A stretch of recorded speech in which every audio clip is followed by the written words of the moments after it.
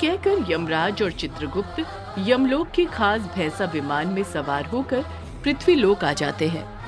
लोग उन्हें drama company के नकली यमराज और चित्रगुप्त समझकर उन पर हंसने लगते हैं। रमन नाम का एक युवक उनका मजाक उड़ाते हुए कहता है, अरे देखो देखो, ड्रामा वाले नकली यमराज और चित्रगुप्त बनकर सड़कों पर घूम रहे हैं। जज तो खूब रहे हो भाई, कहीं कोई नाटक पाटक करने जा रहे हो क्या? उनकी बातें सुनकर यमराज को क्रोध आ जाता है और वो कहते हैं, मूर्ख लोगों, यम है हम यम। यदि ज्यादा चपड़चू की तो अभी के अभी प्राण हर लेंगे तुम सबके। कहकर यमराज और चित्रगुप्त वहाँ से अंतर्ध्यान हो जाते हैं। घूमते घूमते यमराज और चित्रगुप्त बाजार में आ जाते हैं। बाजार में लोगों की चहल पहल देखकर दोनों का मन प्रसन्न हो जाता है और तभी चित्रगुप्त की नजर समोसे और पकौड़े बेचने वालों पर पड़ती है। बनवारी लाल थोड़ा कम सुनता था, इसीलिए उसे सब बहरा सेठ कहकर बुलाते थे।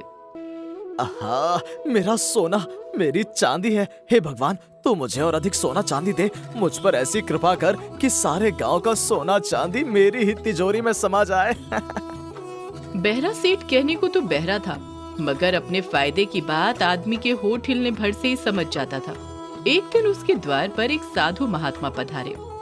बच्चा बनवारी लाल, आज तो हम तेरे घर भोजन करेंगे बेटा। अगर तू प्रसन्न होकर भोजन कराएगा तो अवश्य कुछ खास पाएगा।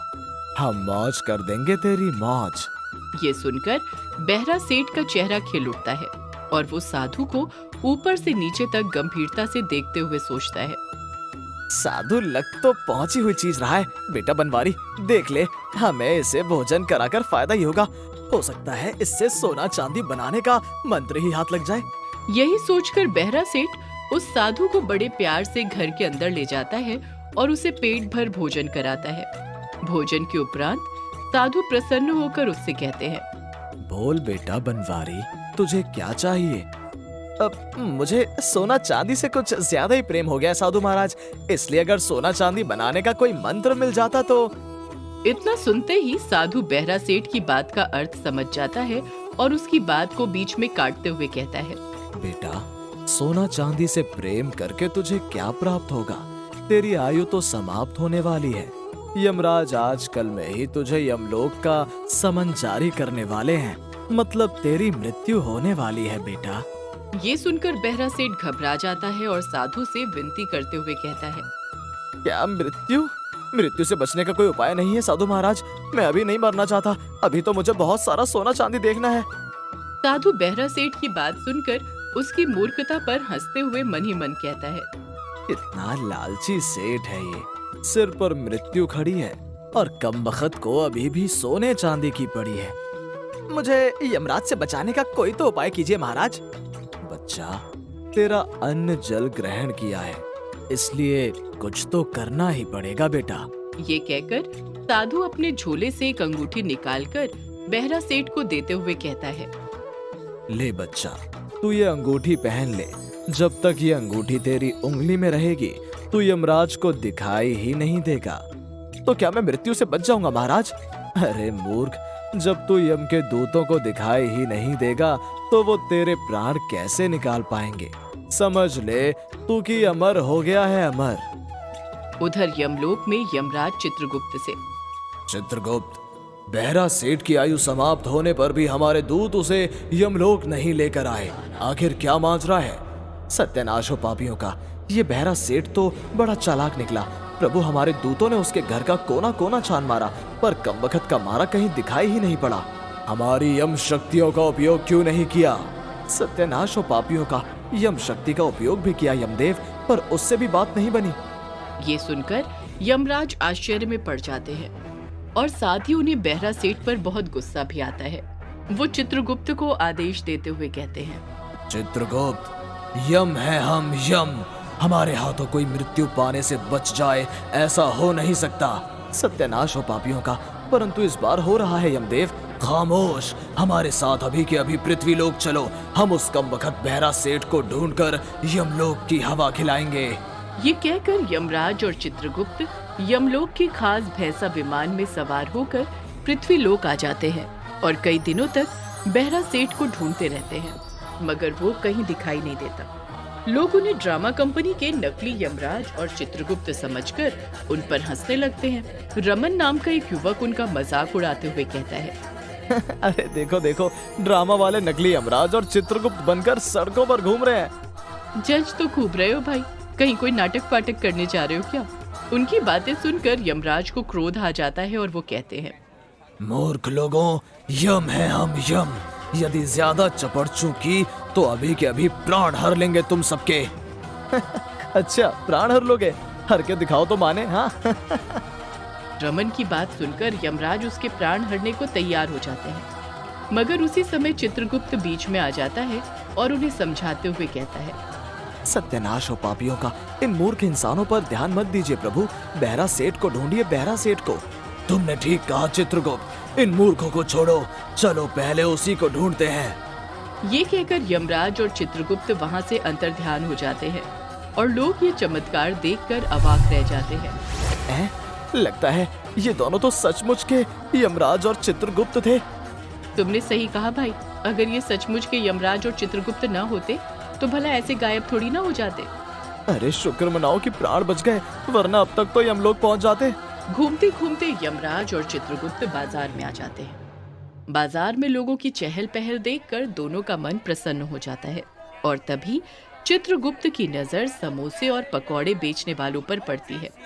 बाजार में समोसे पकौड़े बेचने वालों की कई ठेलियां लगी थी। उन्हें देखकर चित्रगुप्त के मन में एक आइडिया आता है और वो यमराज से कहता है, सत्यानाश हो पापियों का यमदेव, इस भेष में रहकर तो बहरा सेठ को ढूंढना बड़ा मुश्किल है। तो हमें क्या करना चाहिए चित्रगुप्त?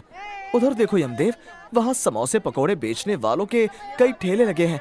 अगर वहीं हमारा भी एक ठेला लग जाए तो हम उस बहरा सेठ को आसानी से पता लगा सकते हैं। यमराज को चित्रगुप्त का ये आइडिया पसंद आता है और वो प्रसन्न होते हुए कहते हैं, तथास्तु। यमराज जैसे ही तथास्तु कहते हैं, दोनों तुरंत समोसे पकौड़े बेचने वाले गरीब आदमियों में बदल जाते हैं और बाजार में एक ठेली पर खड़े दिखाई देते हैं। गर्मा गर्म समोसा, गर्मा गर्म पकौड़ा, अलौकिक मसालों से बना यमलोक की चटपटी चटनी के साथ समोसा पकौड़ा। आइए आइए, 1 रुपए में 2 समोसा खाइए। समोसे और पकौड़ों के इतने सस्ते रेट सुनकर उनकी ठेली पर लोगों की भीड़ उमड़ पड़ती है। साथ ही उनके समोसे और पकौड़े लोगों को खूब पसंद भी आते हैं। तभी एक ग्राहक आता है। भाई तुम्हारे समोसे तो बहुत ही अच्छे हैं और इस चटनी का तो क्या ही कहना, पर एक बात बताओ कि तुमने इसे यमलोक की चटनी क्यों बोला? उसकी बात सुनकर चित्रगुप्त कहता है, क्योंकि ये चटनी यमलोक से मंगवाई है और इसे स्वयं यमराज जी ने अपने हाथों से ही बनाया है। क्या करता है मूर्ख, इधर देख, हम हैं यम, मतलब यमराज, और ये चटनी हमने बनाई है। स्वादिष्ट बनी है ना? हाँ हाँ, बहुत ही स्वादिष्ट बनी है। एक दिन चित्रगुप्त अपने एक ग्राहक से कहता है, क्यों भाई, क्या तुम बहरा सेठ को जानते हो क्या? बखूबी जानता हूँ भाई, मैं उनका नौकर बंसी हूँ। क्या तुम हमें उससे मिला सकते हो? वो सामने खड़ा है बहरा सेठ, जाओ और मिल लो।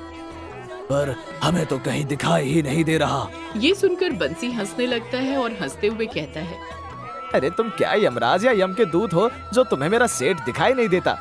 यमराज को तुम्हारा सेठ क्यों दिखाई नहीं देगा भाई? चित्रगुप्त के ये कहने पर बंसी उन्हें बाबा जी की अंगूठी के बारे में बताते हुए कहता है, ये राज की बात है भाई, किसी से कहना मत। बहरा सेठ ने अपने दाएं हाथ की उंगली में बाबा जी की दी चमत्कारी अंगूठी पहन रखी है। कैसी चमत्कारी अंगूठी? मृत्यु से बचाने वाली चमत्कारी अंगूठी। उस अंगूठी के पहनने से बहरा सेठ यमराज और उनके दूतों को दिखाई ही नहीं देगा, तो भला फिर वो उसके प्राण कैसे हर पाएंगे? ये सुनकर यमराज और चित्रगुप्त के सामने सारा रहस्य खुल जाता है और यमराज कुछ सोचते हुए कहते हैं, क्या कोई ऐसी वस्तु है जिससे तुम्हारे बहरा सेठ सबसे ज्यादा प्यार करते हो? बहरा सेठ सोना चांदी पर मरता है, सोना चांदी के लिए तो वो कुछ भी कर सकता है। ये सुनकर चित्रगुप्त की बाँछें खेल उठती हैं और वो हंसते हुए कहता है, सत्यानाश हो पापियों का। बंसी भैया, हम तो मजाक कर रहे थे, हमें तुम्हारा सेठ अच्छे दिखाई दे रहा है। बस एक काम कर दो। क्या काम?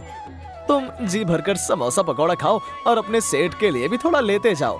ये कहकर चित्रगुप्त बंसी के हाथों बहरा सेठ के घर समोसे और पकौड़े भिजवा देता है। ये देखकर यमराज को आश्चर्य होता है और वो कहते हैं, चित्रगुप्त, इससे क्या हासिल होगा?